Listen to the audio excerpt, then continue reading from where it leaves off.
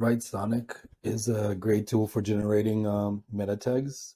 So when you log in, there's a SEO meta tags for a blog post, there's SEO meta tag for homepage and for product pages.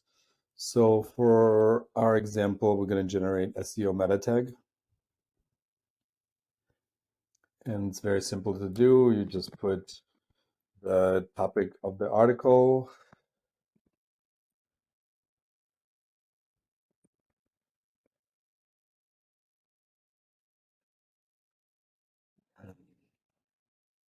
more descriptive is better, but you can try to experiment to see what works best for you.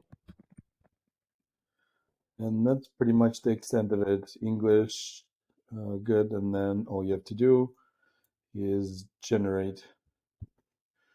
It might ask you to add more keywords.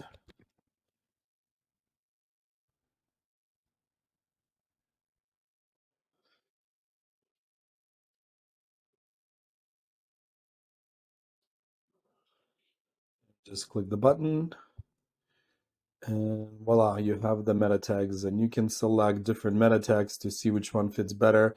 You can also generate more, you can regenerate, there's different options. You can rate. So there's a lot of good options for you if you want to create a SEO meta tag.